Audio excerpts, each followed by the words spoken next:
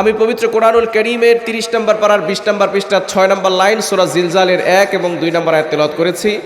আল্লাহ রাসূল সাল্লাল্লাহু আলাইহি ওয়াসাল্লামের অসংখ্য গণিত হাদিসসমূহের মধ্য থেকে সহিহ বুখারী শরীফের 5027 নম্বর হাদিস পাঠ করেছি।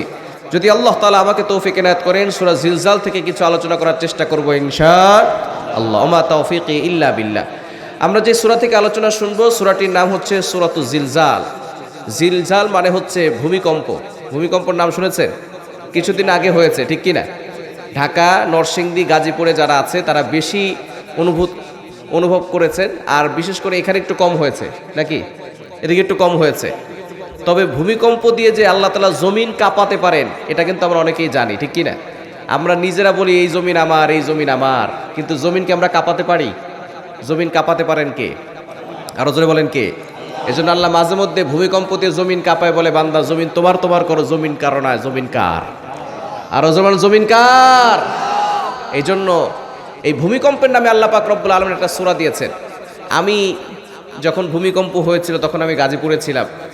আমার কাছে মনে হয়েছে এরকম ভূমিকম্প আমি দেখিনি। আপনি কি দেখছেন? মাশাআল্লাহ, এত বড় ভূমিকম্প হয়েছে, এত তীব্র ঝাঁকুনি হয়েছে, সেকেন্ডের ভিতরে 6 তলা 10 তলা থেকে মানুষ বের হয়ে গেছে, এত দ্রুত বের হয়েছে। কিন্তু আমরা ভূমিকম্পর ভয়ে বাড়ি থেকে বের হতে পারি, কিন্তু আল্লাহর ভয়ে মসজিদে যেতে পারি না, ঠিক কি না? এজন্য ভূমিকম্প নয়, এই ভূমিকম্পর সব কিছুর মালিক কে? ওই আল্লাহকে ভয় করার দরকার আছে না নাই? আল্লাহ পাক রব্বুল আলামিন এখন যে ভূমিকম্প ছেড়ে তো সাধারণ, কিন্তু কিয়ামতের সময় ভয়ঙ্কর এক ভূমিকম্প হবে, এমন একটা ঝাঁকুনি আল্লাহ তাআলা দিবেন যে গর্ভবতী যে সমস্ত মায়েরা আছেন তারা তাদের সন্তানকে ডেলিভারি করে দিবে, তারা বুঝতে পারবে না। বলেন আল্লাহু আকবার। আল্লাহ পাক রব্বুল আলামিন মহাপ্রলয় ঘটাবেন, একটা ভূমিকম্প হবে কিয়ামতের ময়দানে, কিয়ামতের দিন যখন ইসরাফিল আলাইহিস সালাম সিংহায় ফুৎকার দিবেন। সুতরাং সেই জিলজাল সূরা থেকে কিছু আলোচনা শুনবো, থাকবো তো ইনশাআল্লাহ। নবীজি সাল্লাল্লাহু আলাইহি ওয়াসাল্লাম জানিয়ে দিয়েছেন যে ব্যক্তি সূরা জিলজাল একবার পড়বে অর্ধেক কোরআন পড়ার সওয়াব তার আমলনামায় চলে যাবে। বলেন সুবহানাল্লাহ। একটু জোরে সোরে বলেন না সুবহানাল্লাহ। মুসলমান সুবহানাল্লাহ বলতেই চায় না। এই সুবহানাল্লাহর এত দাম, কোন ব্যক্তি যদি একবার সুবহানাল্লাহ পাঠ করে আল্লাহ পাক রব্বুল আলামিন তার জন্য জান্নাতে একটা গাছ লাগায়া দেন। এত বড় গাছ, আরবের দ্রুতগামী ঘোড়া 500 বছর পর্যন্ত দৌড়াইলেও ওই গাছের ছায়া শেষ করতে পারবে না। জোরে সোরে বলেন না সুবহানাল্লাহ। সুলাইমান আলাইহিস সালামের নাম শুনেছেন? নাম শুনেছেন না? সুলাইমান আলাইহিস সালাম একবার আল্লাহর কাছে দোয়া করেছেন, আল্লাহ আমাকে একটা রাজত্ব দাও, তবে লা ইয়ামবাগি লি আহাদিম মিন বাদি, এই রাজত্ব শুধু আমাকে দিবা, আর কাউকে দিবা না।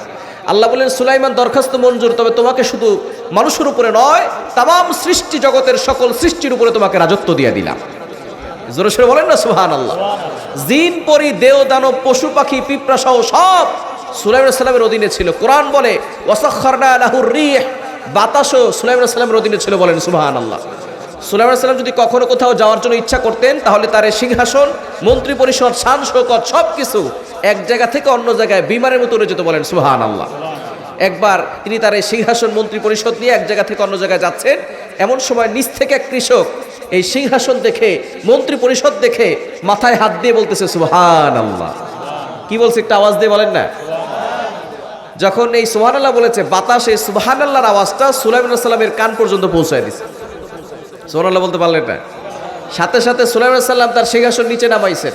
যখন নিচে সিংহাসন নামানো হয়েছে, যে ব্যক্তি সুবহানাল্লাহ বলছে কলিজায় পানি আছে, সুলাইমান আলাইহিস সালাম ডাক দিয়েছেন, ইয়া হাদা তাল, হে ম্যান কাম হিয়ার, এদিকে আসো। আমি যখন উপর দিক দিয়ে যাচ্ছিলাম তখন তুমি কি বলছো? বলে হুজুর আমাকে ক্ষমা করেন, আমি কিছু বলিনি। বলে না তুমি কি বলছো তাড়াতাড়ি? হুজুর আল্লাহর রাস্তায় আমাকে ক্ষমা করেন, আমি কিছু বলি নাই। বলে না তুমি একটা শব্দ বলছো, কি বলছো তাড়াতাড়ি বলো। এবার লোকটা বলছে, হুজুর আমি ইচ্ছা করে কিছু বলি নাই, আপনারই সিংহাসন দেখে, আপনারই শান শৌকত দেখে, আপনারই মন্ত্রী পরিষদ দেখে ইচ্ছা করে কিছু বলি নাই, অটোমেটিক আমার মুখ থেকে সুবহানাল্লাহ বের হয়ে গেছে। সুলাইমান আলাইহিস সালাম ডাক দিয়ে বলে, বাবা তুমি কি বলছো? তুমি কি জানো তোমার এই সুবহানাল্লাহ যদি এক পাল্লায় রাখা হয়, আমার এই সিংহাসন, মন্ত্রী পরিষদ, শান শৌকত সব কিছু যদি এক পাল্লায় রাখা হয়, তোমার এই সুবহানাল্লাহর পাল্লাটা কয়েক কোটি গুণ বেশি ভারী হয়ে যাবে। এজন্য সুবহানাল্লাহ বলার দরকার আছে না নাই?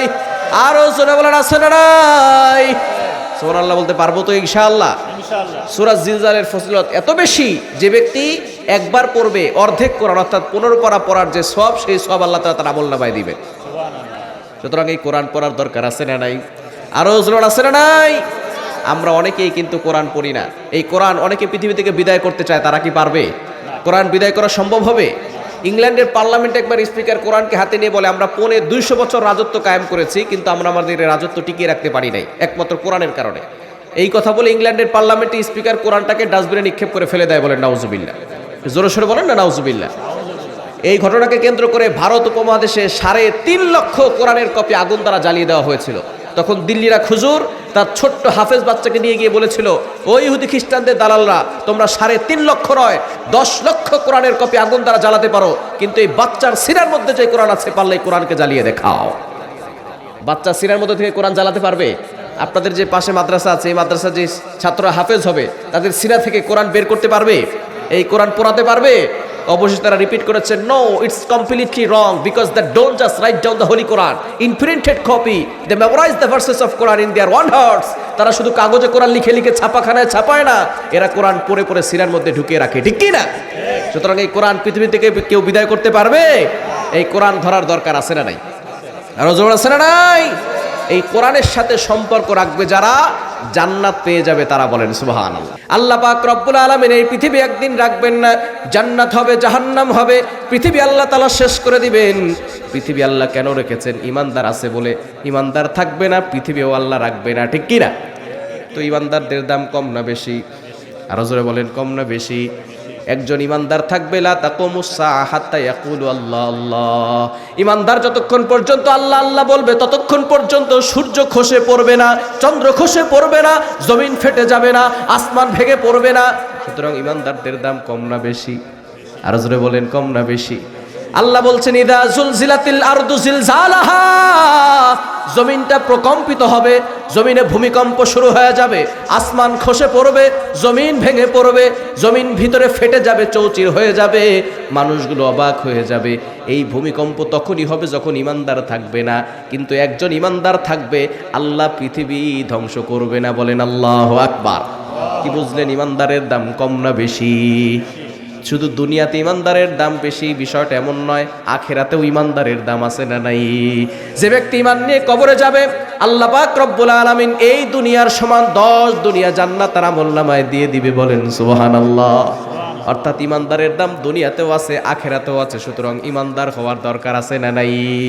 আমরা অনেকে ইমানদার দাবি করি কিন্তু ইমানদার হই না, ঠিক কি না?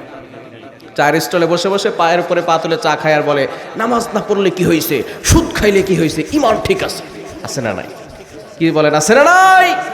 ইমান ঠিক করতে হবে, ইমান মজবুত করার দরকার আছে না নাই? সাহাবায়ে কেরামদের মতো ইমান আনতে হবে।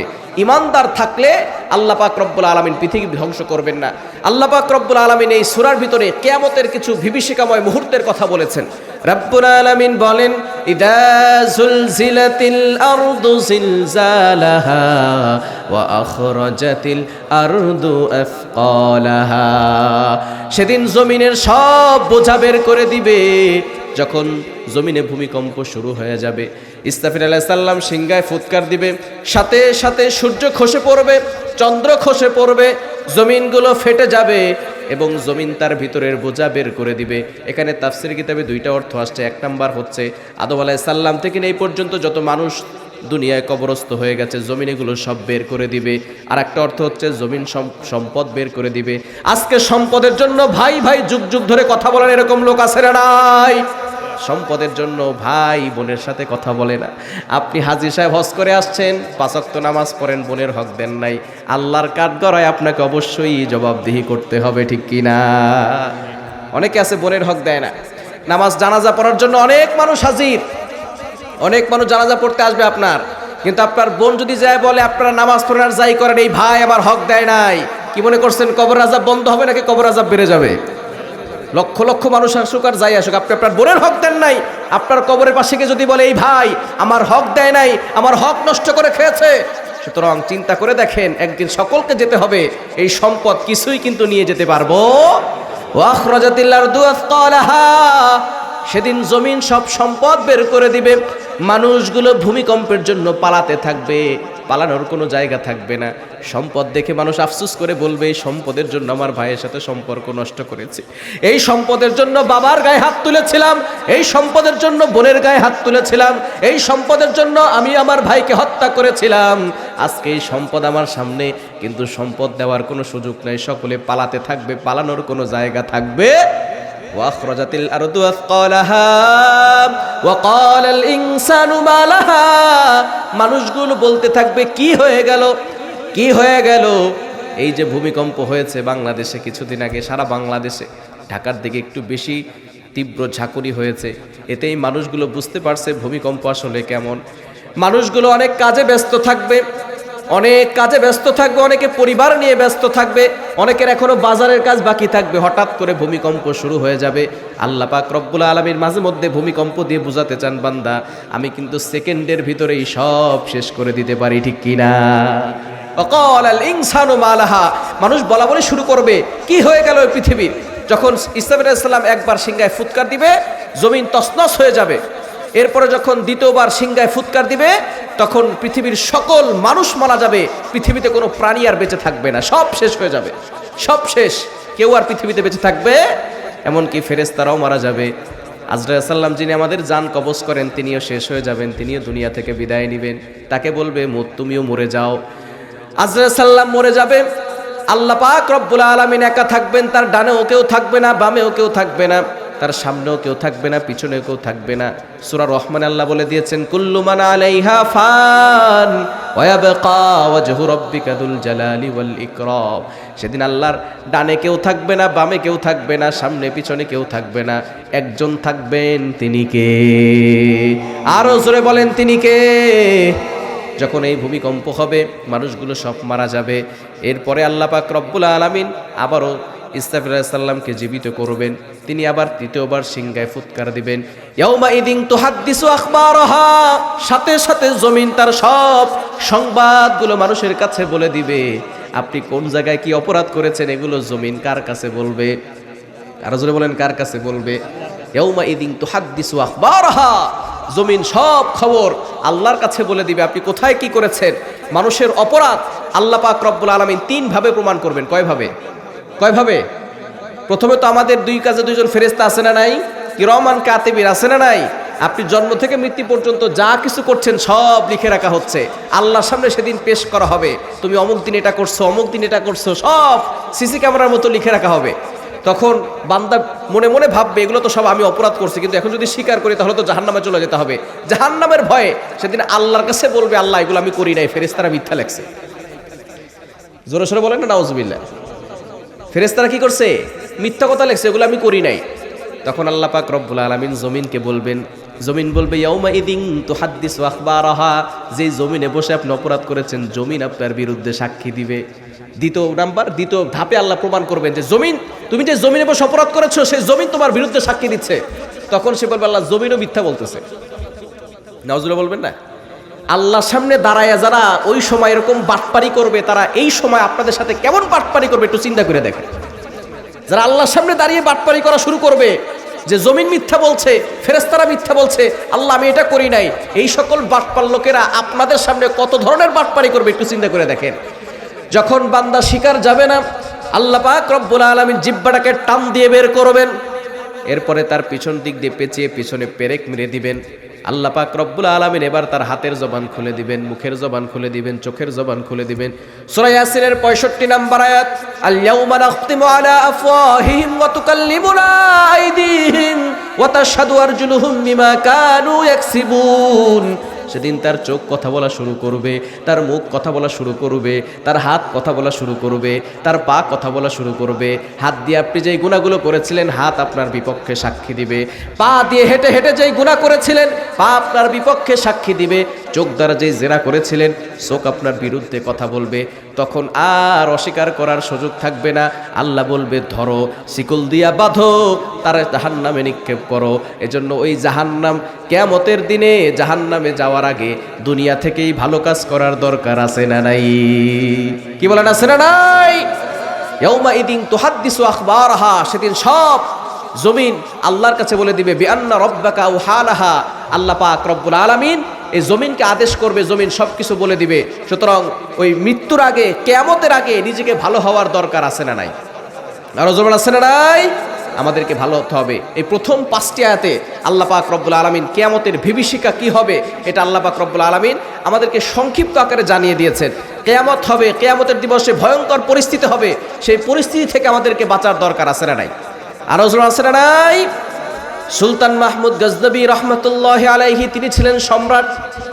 তিনি 4 জন চোরের সাথে একটা ঘটনা তার রয়েছে, খুবই চমৎকার একটা ঘটনা। সুলতান মাহমুদ গজনবী রহমতুল্লাহ আলাইহি তিনি যখন সম্রাট ছিলেন, বাদশাহ ছিলেন, এমন সময় এলাকায় চোর বেড়ে গেছে। চোর বেড়ে যাওয়ার পরে এবার বাদশাহ চিন্তা করছে চোরদেরকে ধরতে হবে। রাতের বেলা ছদ্মবেশে বের হয়ে গেছেন, কোথায় চোররা মিটিং করে সেটা তিনি দেখবেন। সুলতান মাহমুদ গজনবী রহমতুল্লাহ আলাইহি যখন বের হয়ে গেলেন, যাওয়ার পরে দেখলেন এক জায়গায় 4 জন লোক বসে বসে গল্প করতেছে। এবার তিনি তাদের কাছে গিয়ে বললেন, তোমরা কারা? বলে, আমরা কিছু লোক। তুমি কোত্থেকে আসছো? বলে, আমি কাজের জন্য বের হয়েছি। তাহলে আমাদের সাথে আসতে পারো, আমরাও এখন কাজ করব। কি কাজ করো? বলে, আমরা চুরি করি। সুলতান মাহমুদ গজনবী মনে মনে চিন্তা করতেছেন, চোরদেরকে ধরে ফেলছি, ঠিক কিনা? এবার বলতেছে, আমি তো কাজ করতে চাই। বলে, তুমি আমাদের সাথে কাজ করতে পারো। সুলতান মাহমুদ গজনবী রহমতুল্লাহ আলাইহি তিনি তাদেরকে বলেছেন, এখন তো মিডিয়ার যুগ, সরকারকে চেনা যায়, ডক্টর ইউনূস সাহেবকে, ঠিক কিনা? তখন তো মিডিয়া ছিল না, সরকারকে, বাদশাকে কেউ চিনত না। এবার সুলতান মাহমুদ গজনবী বলেন, তোমরা যে চুরি করো তোমাদের যোগ্যতা কি? 4 জনের 4টা যোগ্যতার কথা বললেন। 1 নম্বর জন বলতেছে, আমি যখনই কোনো তালার সামনে যাই চাবি লাগে না, হাতে তালি দিলেই তালা খুলে যায়। হাতে যখনই তালি দেয় তখন কি হয়ে যায়? তালা খুলে যায়। 2য় জন বলতেছে, তোমার যোগ্যতা কি? বলে, আমার নাকের ঘ্রাণ এতটা পাওয়ারফুল, আমি যখনই কোনো বাড়িতে যাই কোন ঘরে স্বর্ণ আছে সেটা আমি বুঝতে পারি। সরাসরি আমার নাকের ঘ্রাণ সেই ঘরে নিয়ে যায় যেই ঘরে স্বর্ণ আছে। বলে, তোমার তো যোগ্যতা খুব ভালো, তারপরে তোমার যোগ্যতা কি? এবার বলে, কুকুর কি আওয়াজ দেয় সেই আওয়াজের ব্যাখ্যা আমি বুঝতে পারি। 4 নম্বর জন বলতেছে, তুমি কি পারো? বলে, রাতে আমি যাকে দেখি দিনের বেলা তাকে দেখে চিনতে পারি। 4 জনের 4টা গুণ। এবার 4 জনে বলতেছে, আমাদের গুণ, আমাদের যোগ্যতা তো বললাম, এবার তোমার যোগ্যতা কি বলো? এবার সুলতান মাহমুদ গজনবী রহমতুল্লাহ আলাইহি বলতেছেন, আমার যোগ্যতা হচ্ছে আমি যখন দাড়িটাকে নিচে নামাই তখন আসামির ফাঁসি হয়ে যায়, আর যখন দাড়িটাকে ডান দিকে আর বাম দিকে নেই তখন ফাঁসির আসামি মুক্তি পেয়ে যায়। বলেন আল্লাহু আকবার। তিনি ছিলেন বাদশাহ, তিনি যখন বলতেন ফাঁসি দাও, ফাঁসি হয়ে যায়, আর যখন নিষেধ করতেন তাহলে ফাঁসির আসামি মুক্তি পেয়ে যেত, ঠিক কিনা? এবার ওই 4 জন বলছে, তাহলে তো তোমাকে খুব দরকার, যদি আমরা ধরা খাই তাহলে সুলতান মাহমুদ গজনবী আমাদেরকে ফাঁসি দেবে না, তুমি শুধু তোমার দাড়িটা নিচের দিকে করবা আর এদিকে করবা, তাহলে আমাদেরকে ফাঁসি দিবে। এবার 5 জনে মিলে চুরি করতে গেছে।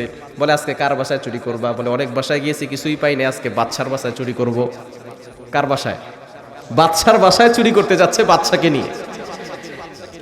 সুলতান মাহমুদ গজনবী রহমতুল্লাহ আলাইহি বলেন, চলো, ঠিক আছে, তোমরা যেটা বলবে, বাদশার বাসায় চুরি হবে। যখন বাদশার বাসায় চুরি করতে গেছে, কুকুর ঘেউ ঘেউ আওয়াজ শুরু করছে। এবার যে কুকুরের আওয়াজ বুঝতে পারে সে বলতেছে, খবরদার, আমাদের সাথে কিন্তু বাদশা থাকতে পারে। কেন? কুকুর কি বলে? বলে, কুকুর বলতেছে বাদশা জাহাপনা আসতেছেন। বাকি যে 3 জন চোর আছে তারা বলে, ধুর বেটা, এখানে বাদশা আসবে কোত্থেকে? বাদশা তো প্রাসাদের ভিতরে আছে, বাদশা এখানে কিভাবে আসবে? তোর কথা মিথ্যা, ভুয়া। কুকুরের কথা শুনে নাই, তার কথাও বুঝে নাই, তারা ভিতরে চলে গেছে। এবার যে তার নাক দিয়ে স্বর্ণের ঘেরান সুখে বুঝতে পারে কোথায় স্বর্ণ রয়েছে, সেই ঘরে তারা চলে গেছে। এবার 4 জনে মিলে 5টা বস্তা ঠিক করেছে, স্বর্ণ ভর্তি করেছে। এমন সময় সুলতান মাহমুদ গজনবী তিনি দরজাটা নক করে দিয়ে সেখান থেকে বের হয়ে গেছে। দরজা খোলার সময় যে হাতে তালি দেয় সেই কিন্তু তালা খুলতে পারে, হাতে তালি দেওয়ার সাথে সাথে তালা খুলে গেছে। দরজার ভিতরে ঢুকছে, ঢুকার পরে 4 জনে মিলে 5 জনের বস্তা যাতে করে স্বর্ণ নিতে পারে।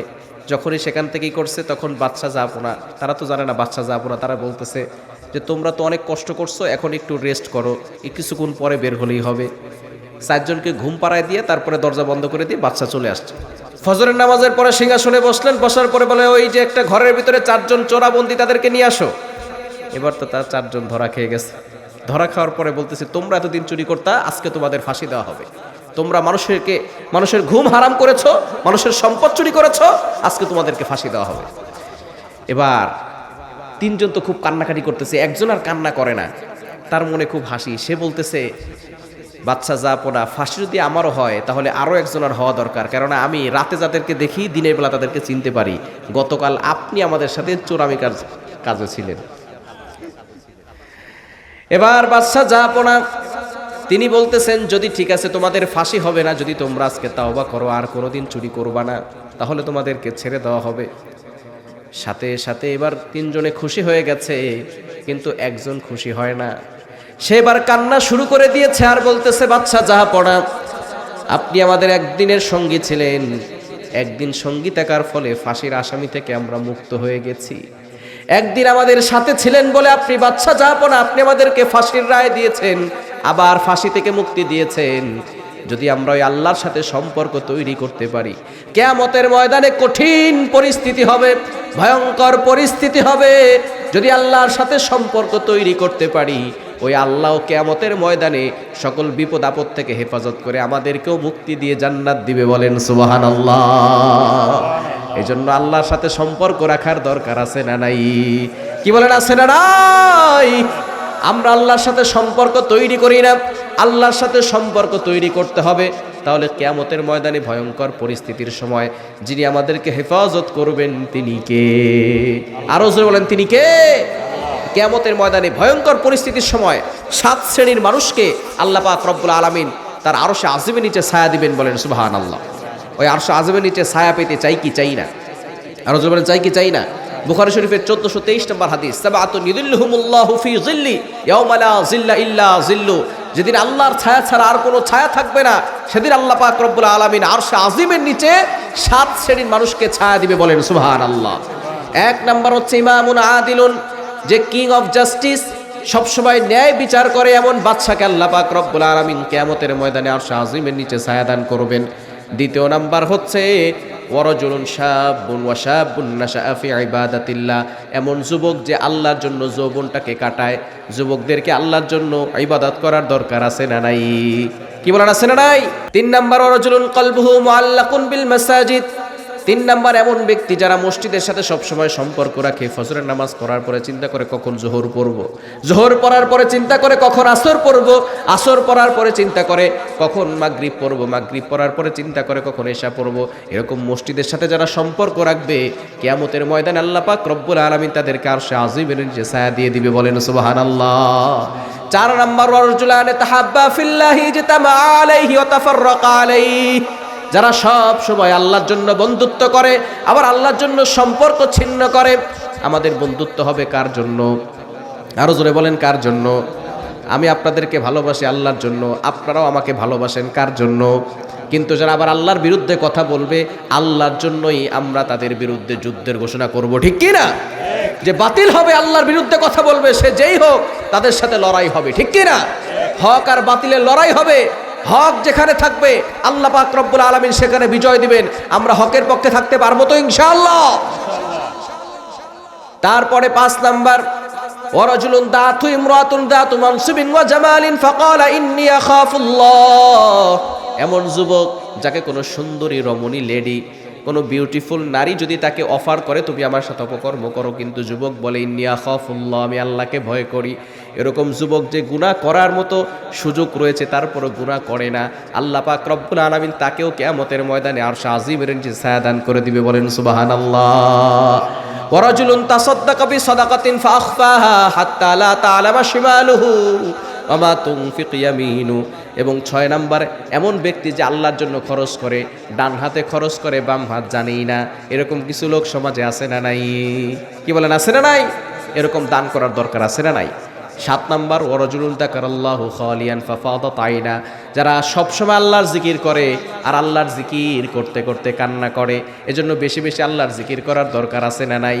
এই 7টি কোয়ালিটিপূর্ণ মানুষদেরকে আল্লাহ পাক রব্বুল আলামিন in the day of judgement কিয়ামতের ময়দানে আরশে আজিমের নিচে ছায়া দান করবেন। সুতরাং ওই কিয়ামতের ভয় অন্তরে ফিট করে এই ভালো কাজগুলো করার দরকার আছে না নাই?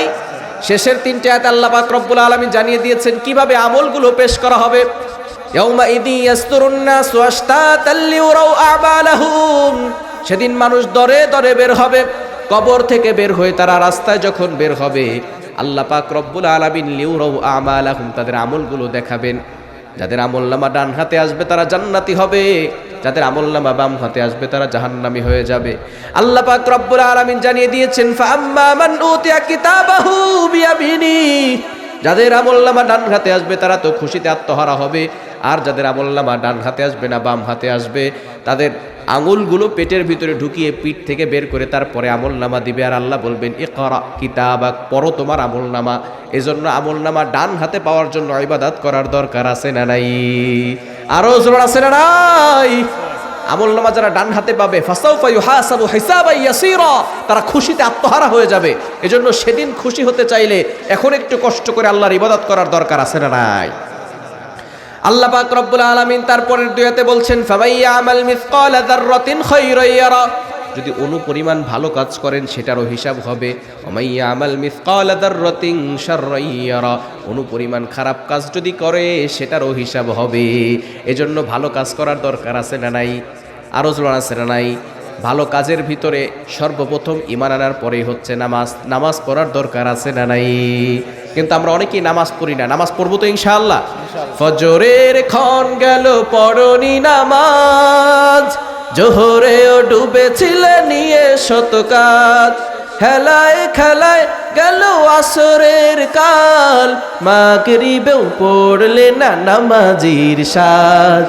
ফজরের ক্ষণ গেল পড়নি নামাজ, জোহরেও ডুবেছিলে নিয়ে শত কাজ, বিনোদনে কেটে গেল এশার সময়, এতটুকু জাগলো না কবরের ভয়, খুঁজলে না একবার নাজাতের পথ, মুসলিম নাম নিতে পেলে না তো লাজ।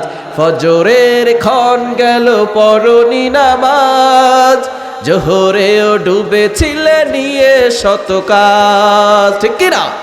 এজন্য নামাজ পড়ার দরকার আছে না নাই? মুরব্বী অনেকে আছে নামাজ পড়তে জানে না, বলে হুজুর কোরআন পড়তে পারি না, নামাজ পড়তে জানি না। বলেন তো ব্যবসা করে খেতে পারে কি পারে না? সন্তান কিভাবে জন্ম দিতে হয় সেটাও জানেন, কিভাবে ব্যবসা করে খেতে হয় সেটাও জানেন। সন্তান কোন স্কুলে পড়ালে ইঞ্জিনিয়ার হবে, কোন স্কুলে পড়ালে ডাক্তার হবে, সেখানে আপনি পড়িয়ে তাদেরকে ডাক্তার বানাচ্ছেন, কিন্তু আপনি কোরআন পড়তে পারেন না, নামাজ পড়তে পারেন না। যে নামাজ পড়ে আপনাকে জান্নাতে যেতে হবে, সেই নামাজ যদি না পড়ে কিয়ামতের ময়দানে জান্নাত নাকি জাহান্নাম। এজন্য নামাজ শেখার দরকার আছে না নাই? কোরআন শেখার দরকার আছে না নাই? নিজেও কোরআন শিখবেন, সন্তানদেরকেও কোরআন শিখাবেন।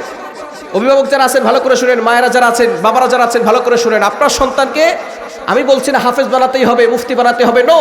আমাদের ডক্টর দরকার, ইঞ্জিনিয়ার দরকার, পাইলট দরকার, সব কিছু আমাদের দরকার। তবে সন্তানকে আগে মুসলমান বানানোর দরকার আছে না নাই? আরো জোর আছে না নাই? কোরআন খুলেন 27 নম্বর পারা 10 নম্বর পৃষ্ঠা 10 নম্বর লাইনে একটি সূরা রয়েছে, সূরাতুর রহমান। আল্লাহ পাক রব্বুল আলামিন এখানে তার পরিচয় দিয়েছেন। রব্বুল আলামিন বলেন, আর রহমান আল্লামাল কুরআন খলাকাল ইনসান। রহমান হলেন তিনি, কোরআন শিখিয়েছেন যিনি। এরপরে বলছেন মানুষ সৃষ্টি করেছেন যিনি। একটু ভালো করে বুঝে শুনে বলেন তো, আমরা আগে কোরআন শিখি নাকি আগে দুনিয়াতে আসি? আমরা কি আগে কোরআন শিখি নাকি আগে দুনিয়াতে আসি? আল্লাহ তাআলা এভাবে বলতে পারতেন, আর রহমান খলাকাল ইনসান। রহমান হলেন তিনি, মানুষ সৃষ্টি করেছেন যিনি। এরপরে বলতে পারতেন আল্লামাল কোরআন, কোরআন শিখিয়েছেন যিনি। না, আল্লাহ আগে কোরআনের কথা বলেছেন, তারপরে মানুষ সৃষ্টির কথা বলেছেন। আল্লাহ বুঝাতে চেয়েছেন মানুষ হতে হলে আগে কোরআনের শিক্ষা লাগবে। কোরআনের শিক্ষা ছাড়া কেউ কখনো আদর্শ মানুষ হতে পারে না। ঠিক কি না? গরুর পেট থেকে বেরোলেই সেটা গরু হয়ে যায়, ছাগলের পেট থেকে বেরোলেই সেটা ছাগল হয়ে যায়, মহিষের পেট থেকে বেরোলেই সেটা মহিষ হয়ে যায়, মানুষের পেট থেকে বেরোলেই সেটা মানুষ হয় না, তাকে মানুষ বানাতে হয়। এজন্য সন্তানকে মানুষ বানানোর দরকার আছে না নাই? আরো জোর আছে না নাই? আপনার সন্তান যদি নামাজ না পড়ে, আপনি হাজী সাহেব হজ করে আসছেন, 5 ওয়াক্ত নামাজ পড়েন, হাতে তসবিহ নিয়ে ঘুরেন, কিন্তু কলিজার টুকরা সন্তান নামাজ পড়ে না। আপনার মেয়েটার 20 বছর হয়ে গেছে, সে নামাজ পড়ে না, আপনি আপনার সন্তানের কোনো খোঁজ খবর নেন না। এই সন্তান যদি জাহান্নামে যায়, আল্লাহর কাঠগড়ে আপনাকে জবাবদিহি করতে হবে। আল্লাহ পাক রব্বুল আলামিন আপনার কলার ধরে আপনাকেও জাহান্নামে পাঠাবে। ঠিক কিনা? এজন্য সন্তানদেরকে সঠিক পথে আনার জন্য ধর্মীয় শিক্ষা দেওয়ার দরকার আছে না নাই? আমি ইন্ডিয়াতে প্রোগ্রামে গিয়েছি, কলকাতা থেকে ত্রিপুরা যাব, বিমান ঢিলে হচ্ছে 30 মিনিট। সেখানে ওয়েট করছে এক ভদ্রলোক, আমার পাশে এসে বসেছেন। বিমান ঢিলে হচ্ছে, উনি বলতেছেন, হোয়ার আর ইউ গোয়িং নাও? হুজুর আপনি কোথায় যাবেন? আমি বলতেছি I am going to Kolkata, কলকাতায় যাব, কারণ ওই দিন আমার কলকাতায় প্রোগ্রাম ছিল। তো আমাকে বলতেছে, হুজুর আর ইউ বেঙ্গলি? আমি বললাম ইয়াস আই এম বেঙ্গলি। বলতেছে তাহলে তো আমরা বাংলায় কথা বলতে পারি। আমি বললাম হ্যাঁ, কোনো সমস্যা নেই, বলেন। উনি আমাকে বলতেছেন, বিমানে উঠেছেন, আমার পাশেই বসেছেন, বলতেছেন হুজুর ইফ ইউ ডোন্ট মাইন্ড, যদি কিছু মনে না করেন একটা কথা বলি। আমি বললাম হ্যাঁ কোনো সমস্যা নেই বলেন। উনি বলতেছে হুজুর আনসিং ইজ নাথিং, যেটা দেখি না সেটা বিশ্বাস করি না, আপনারা তো আল্লাহকে দেখেন না, বিশ্বাস করেন কেন?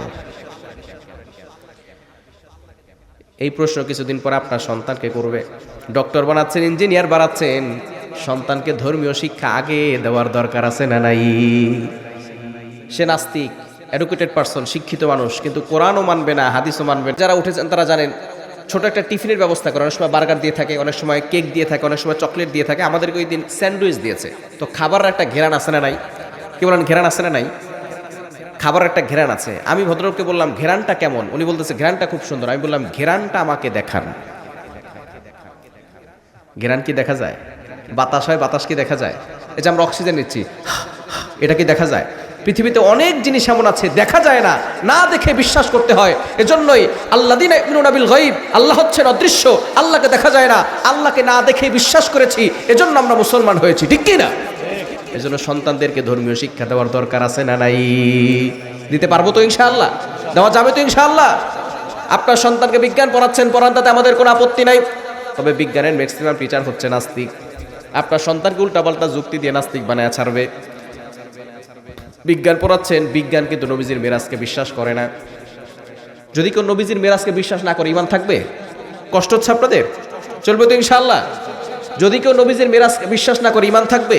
কারণ মেরাজ কোরআন হাদিস দ্বারা প্রমাণিত। 15 নম্বর পারার 1 নম্বর পৃষ্ঠার 3 নম্বর লাইন সূরা বানী ইসরাঈল 1 নম্বর আয়াতে আল্লাহ বলছেন সুবহানাল্লাযী আসরা বিআবদি লাইলাম মিনাল মাসজিদিল হারাম ইলাল মাসজিদিল আকসা। মসজিদে হারাম থেকে মসজিদে আকসা পর্যন্ত এটাকে বলা হয় ইসরা, আর সেখান থেকে উর্দু ভ্রমণ, এটাকে বলা হয় মেরাজ। এই নবীজিকে মেরাজ করিয়েছেন কে? আবু জাহেল বিশ্বাস করে নাই কেন? দূরত্বের কারণে। মসজিদে হারাম থেকে মসজিদে আকসা তখন ছিল 40 দিনের রাস্তা, যেতে 40 দিন, আসতে 40 দিন। মুহাম্মদ সাল্লাল্লাহু আলাইহি সাল্লাম যখন এসে বলেছেন আমি মেরাজ করেছি, আবু জাহেল হাসি ঠাট্টা করে উড়িয়ে দিচ্ছে, আর সে বলতেছে মুহাম্মদ পাগল হয়ে গেছে, 80 দিনের রাস্তায় এক রাতেই পার হয়ে গেছে, আবার নাকি মেরাজ করেছে। এবার আবু জাহেল আবু বকর রাদিয়াল্লাহু তাআলা আনহুকে ডাক দিয়ে বলে, ও আবু বকর, শুনছো নাকি তোমার নবী কি বলে? বলে কি বলছে? সে নাকি এক রাতেই মসজিদে হারাম থেকে মসজিদে আকসায় চলে গেছে। এরকম গাঁজাখড়ি কথা আর কি বলতে পারে? বলেন নাউজুবিল্লাহ। একটু জোরে সোরে বলেন না নাউজুবিল্লাহ। আবু বকর রাদিয়াল্লাহু তাআলা আনহু বলেন, গতকাল নবীজিকে পাই নাই, আমার নবী যদি এই কথা বলে থাকে আমি 100% সত্য বলে বিশ্বাস করেছি। নবীজি বলেন আজকে থেকে তুমি শুধু আবু বকর নও, তুমি আবু বকর সিদ্দিক হয়ে গেলে, তুমি সত্যবাদী হয়ে গেলে। আজকে তুমি যে কথাটা বিশ্বাস করেছো, এজন্য তুমি আর আবু বকর না, আবু বকর সিদ্দিক হয়ে গেছো। বলেন সুবহানাল্লাহ। আবু জাহেল বিশ্বাস করে না দূরত্বের কারণে, বর্তমান বিজ্ঞান বিশ্বাস করে না কেন? তারা আপনার সন্তানকে যুক্তি দিয়ে বলবে সূর্যের তাপমাত্রা হচ্ছে 1,40,00,000 তাপমাত্রা। সূর্যের তাপমাত্রা কত? 1,40,00,000 তাপমাত্রা। আর বর্তমান দুনিয়ার তাপমাত্রা হচ্ছে 1500-1600 ডিগ্রি সেলসিয়াসের আগুনের তাপমাত্রা। এই আগুনের তাপমাত্রায় 1500 ডিগ্রি সেলসিয়াসের তাপমাত্রায় লোহা মোমের মতো গলে যায়। বিজ্ঞান আপনার সন্তানকে পড়াবে মাত্র 1500-1600 ডিগ্রি সেলসিয়াসের তাপমাত্রায় লোহা মোমের মতো গলে যায়। তোমার নবী যে সূর্যের তাপমাত্রা 1,40,00,000 ডিগ্রি সেলসিয়াসের তাপমাত্রা ভেদ করে মেরাজ করেছে, তোমার নবী পুড়ে যায় নাই কেন? তোমার নবীর শরীর জ্বলে যায় নাই কেন? সুতরাং নবীজি মেরাজ করে নাই। বলেন নাউজুবিল্লাহ। শুধু তাই না, তার আরো বলবে মাউন্ট এভারেস্ট 29,000 ফিট উচ্চতা। কত হাজার ফিট? আজকে গুগলে গিয়ে সার্চ করবেন মাউন্ট এভারেস্ট 29,000 ফিট উচ্চতা। বিজ্ঞান আপনার সন্তানকে পড়াবে, সেখানে গেলে অক্সিজেন নিয়ে যেতে হয়। সেখানে গেলে কি নিয়ে যেতে হয়? সেখানে অক্সিজেন পাওয়া যায় না। বিজ্ঞান আপনার সন্তানকে পড়াবে মাত্র 29,000 ফিট উপরে উঠলে অক্সিজেন নিয়ে যেতে হয়। তোমার নবী তো 29,000 ফিট নয়, 7 আসমান ভেদ করে মেরাজ করেছে। তোমার নবী অক্সিজেন কোথায় পেয়েছে? সুতরাং নবীজি মেরাজ করে নাই। বলেন নাউজুবিল্লাহ। একটু জোরে সোরে বলেন না নাউজুবিল্লাহ। এই কথা যদি আপনার সন্তান বিশ্বাস করে তাহলে ঈমান থাকবে? ঈমান থাকবে। তাকে যুক্তিতে দলিল দিতে হবে। বিজ্ঞান কোরআনের দলিল মানে না, কোরআনে হাজারো দলিল আছে। বলেন তো আগুন কার কথা শোনে? পানি কার কথা শোনে? সূর্য কার কথা শুনবে? ইব্রাহিম আলাইহিস সালামকে নমরুদ আগুনে নিক্ষেপ করেছিল, 40 দিন সেখানে ছিল। আল্লাহ পাক রব্বুল আলামিন সরাসরি আগুন অর্ডার করেছেন, কুল্লা ইয়া নারু কুনি বারদাও ওয়া সালামান আলা ইব্রাহিম। ও আগুন আমার ইব্রাহিমের জন্য শীতলময়, ঠান্ডা হয়ে যাও। আগুন মানুষকে পুড়িয়ে দেয়। ইব্রাহিম আলাইহিস সালামের একটা পশমও পোড়াতে পারে নাই। বলেন আল্লাহু আকবার। ইব্রাহিম আলাইহিস সালাম যখন বৃদ্ধ হয়ে গেলেন, নাতিরা জিজ্ঞেস করলো, দাদা আপনি তো অনেক পরীক্ষা দিয়েছেন, কোন পরীক্ষায় সবচেয়ে বেশি সুখ করেছেন? কোথায় বেশি সুখ করেছেন? ইব্রাহিম আলাইহিস সালাম বলেন, নমরুদ আমাকে যখন আগুনে নিক্ষেপ করেছিল, ওই 40 দিন দুনিয়াতেই আমি জান্নাতের সুখ পেয়ে গেছি। বলেন সুবহানাল্লাহ। তাহলে বলেন তো আগুন কার কথা শোনে? পানি কার কথা শোনে? মুসা আলাইহিস সালাম যখন চলে গেলেন সাগরের কিনারে, পিছনে ফেরাউনের সৈন্যবাহিনী। এমন সময় তিনি পানিতে আঘাত করলেন, সাগরের মাঝখানে রাস্তা হয়ে গেল, মুসা আলাইহিস সালাম পার হয়ে গেলেন, আর সেই সাগরে ফেরাউন ডুবে মরল। বোঝা গেল পানি কার কথা শুনে, তাহলে আগুন কার কথা শুনবে? বিজ্ঞানকে কোরআনের দলিল দিয়ে কোনো লাভ নাই, তাদেরকে যুক্তি দিতে হবে। তারা বলে 1,40,00,000 তাপমাত্রা কিভাবে ভেদ করে গেল। আমরা তাদেরকে বলতে চাই 2025 সালে এসে বিজ্ঞান ওয়াটারপ্রুফ জ্যাকেট বের করেছে, যে পোশাক পরে নদীতে ঝাঁপ দিলে পানি শরীরে স্পর্শ করে না। এই পোশাককে আপনারা দেখছেন? ইউটিউবে সার্চ করে দেখবেন ওয়াটারপ্রুফ পোশাক। এখন দেখবেন ফায়ার প্রুফ জ্যাকেট বের হয়েছে, যেই পোশাক পরে আগুনে ঝাঁপ দিলে আগুন শরীরে স্পর্শ করে না। বিজ্ঞান যদি 2025 সালে এসে ফায়ার প্রুফ জ্যাকেট বানাতে পারে, আমার আল্লাহ 1000 বছর আগে আমার নবীকে ফায়ার প্রুফ জ্যাকেট পরিয়ে সূর্যের তাপমাত্রা ভেদ করিয়ে মেরাজ করিয়েছেন, বলেন আল্লাহু আকবার। বিজ্ঞান বলে মাত্র 29,000 ফিট উচ্চতা, সেখানে গেলে অক্সিজেন লাগে। তোমার নবী অক্সিজেন কোথায় পেয়েছে যখন মেরাজ করেছে? আমরা তাদেরকে বলতে চাই, মায়ের পেটের ভিতরে প্রথম 4 মাস বাচ্চা মরা থাকে। কয় মাস? প্রথম 4 মাস বাচ্চা মরা থাকে। 40 দিন পর পর বাচ্চার গেট আপ চেঞ্জ হয়। প্রথম 40 দিন থাকে পানি, তারপরে 40 দিন রক্ত, তারপরে 40 দিন গোশতের টুকরা। 40 দিন 120 দিন পরে আল্লাহ পাক রব্বুল আলামিন ওই বাচ্চার ভিতরে রূহটাকে ফুঁকে দেন, বলেন সুবহানাল্লাহ। প্রথম 4 মাস তো বাচ্চা মরা ছিল, পরের 5 থেকে 6 মাস মায়ের পেটের ভিতরে বাচ্চা পানির ভিতরে থাকে। যারা ডক্টর আছেন তারা জানেন, যারা ডক্টর না তারা ডক্টরের কাছ থেকে শুনে নেবেন। মায়ের পেটের ভিতরে বাচ্চা পানির ভিতরে থাকে, যার কারণে মা নড়াচড়া করলে বাচ্চার কোনো সমস্যা হয়। প্রথম 4 মাস তো বাচ্চা মরা ছিল, পরের 5 থেকে 6 মাস মায়ের পেটের ভিতরে পানির ভিতরে বাচ্চাকে অক্সিজেন দিয়েছেন কে? আরো জোরে বলেন কে?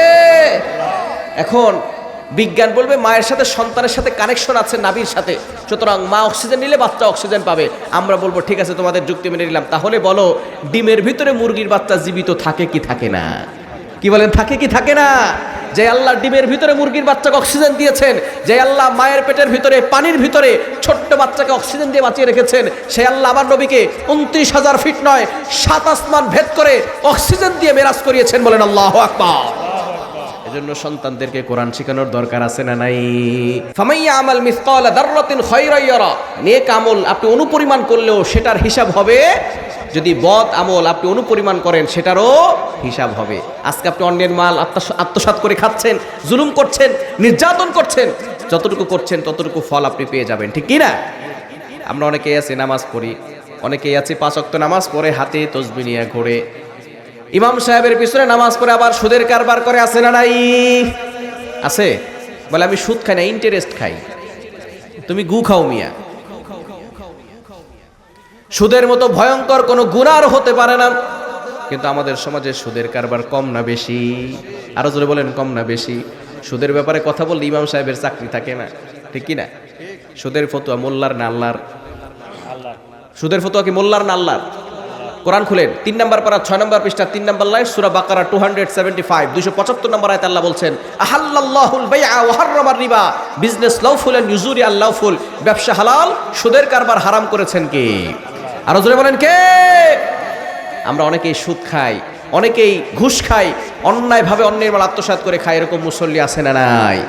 সুদের ব্যাপারে কথা বললে ইমাম সাহেবের চাকরি থাকে না, ইমাম সাহেবের উপরে ক্ষিপ্ত হয়ে যান। যদি সাহস থাকে, ক্ষমতা থাকে, পারলে আল্লাহর সাথে যুদ্ধ করে দেখান, দেখে আপনার কত ক্ষমতা আছে, কত কোটি টাকার মালিক হয়েছেন, কত বিঘা সম্পত্তির মালিক হয়েছেন। সুদের ব্যাপারে কথা বললে ইমাম সাহেবের উপরে ক্ষিপ্ত হয়ে যান। সুদের কথা তো ইমাম সাহেবের না, খতিব সাহেবের না, এই ফতোয়া কার? যদি শক্তি থাকে যুদ্ধ করে দেখেন আল্লাহর সাথে, আমরা দেখব আপনার কত শক্তি হয়েছে। আমরা দেখতে চাই আপনার কত শক্তি হয়েছে যে আপনি আল্লাহর সাথে যুদ্ধ করবেন। সন্ত্রাস হয়েছেন মিয়া, এই পৃথিবীর সকল সন্ত্রাসকে যদি এক পাল্লায় রাখা হয় আর নমরুদকে যদি এক পাল্লায় রাখা হয়, নমরুদের 100 ভাগের 1 ভাগ হতে পারবে? এই নমরুদকে আল্লাহ সাইজ করছে ল্যাংরা মশা দিয়ে। কি মশা? অসুস্থ মশা। এরকম অসুস্থ মশা আল্লাহর কাছে আছে না নাই? কি বলেন, আছে না নাই? আমি যখন ইন্ডিয়াতে প্রোগ্রামে গিয়েছিলাম, ডক্টর আমাকে বলছে, হুজুর ব্লাডের ভিতরে এই 5 ধরনের ক্যান্সার হওয়ার সম্ভাবনা আছে। কত ধরনের? 5 ধরনের। 1,40,00,000 এখানে রগ রয়েছে মাথার সাথে চোখের সাথে। একটা রগ ছিঁড়ে গেলে এই মানুষ পাগল হয়ে যাবে। তো আল্লাহ আপনাকে পাগল বানাতে 1 সেকেন্ডও সময় লাগবে? কি বলেন, সময় লাগবে? একটা রগ ছিঁড়ে দিলে ল্যাংটা হয়ে ঘোরা লাগবে, ঠিক কি না? এজন্য অহংকার করা যাবে না, সুদের কারবার করা যাবে না। নবীজি সাল্লাল্লাহু আলাইহি সাল্লাম জানিয়ে দিয়েছেন, দিরহামু রিবান ইয়াকুলুহুর রাজুল ওয়া হুয়া ইয়ালামু আশাদ্দু মিন 36 জানিয়া। যে ব্যক্তি জেনে শুনে 1 টাকা সুদ খাবে, কয় টাকা? কয় টাকা? যে ব্যক্তি জেনে শুনে 1 টাকা সুদ খাবে 36 বার জেনা করলে যেই গুনাহ হয় সেই গুনাহ তার আমলনামায় চলে যাবে, বলেন নাউজুবিল্লাহ। জীবনে যারা 1 টাকা সুদ খেয়েছেন 36 বার জেনা করার গুনাহ করেছেন। জীবনে যারা 100 টাকা সুদ খেয়েছেন 3600 বার জেনা করার গুনাহ করেছেন। জীবনে যারা 1000 টাকা সুদ খেয়েছেন 36,000 বার জেনা করার গুনাহ করেছেন।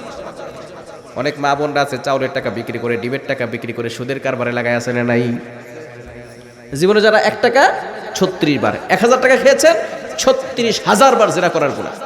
আরো ভয়ঙ্কর হাদিস, যে হাদিস পরে আমি আমার চোখের পানি ধরে রাখতে পারি নাই। নবীজি সাল্লাল্লাহু আলাইহি ওয়াসাল্লাম জানিয়ে দিয়েছেন, আর রিবা সাবউনা জুসা, সুদের 70টি শাখা রয়েছে। আইসারাহা ইয়ানকিহার রাজুলু উম্মা, সর্বনিম্ন শাখা হলো আপন মায়ের সাথে জিনা করার গুনাহ, বলেন নাউজুবিল্লাহ। জোরে সোরে বলেন না নাউজুবিল্লাহ। আমাদের সমাজে কিছু প্রস্টিটিউট নারী আছে যারা নিজের দেহকে বিক্রি করে খায়, এরকম কিছু নারী আছে না নাই? আমরা তাদেরকে দেখলে থুতু নিক্ষেপ করি যে তোমার মতো হতভাগার কপাল পোড়া কেউ নাই, তুমি তোমার দেহকে বিক্রি করে খাও। সে অভাবের কারণে খায়, স্বভাবের কারণে খায় না। যে সুদ খায় স্বভাবের কারণে খায়। 1 টাকা খেলে 36 বার জেনা করার গুনাহ করে, আপন মায়ের সাথে জেনা করার গুনাহ করে। সুতরাং বেশ্যা নারীর মুখে যদি থুতু দেওয়া হয়, যে ব্যক্তি সুদ খায় তার মুখে জুতা পিটা করা দরকার। সুদখোর যারা আছেন আল্লাহর রাস্তে ঠান্ডা হয়ে যান, থেমে যান। অনেক খাইছেন, এবার বন্ধ করেন। কেননা সুদ খেলে আপন মায়ের সাথে জেনা করার মতো জঘন্য গুনাহ, ঠিক কিনা? যদি কোনো বিবাহিত লোক পরকিয়া করে তাকে আমরা জুতার পিটা দেই, ঠিক কিনা?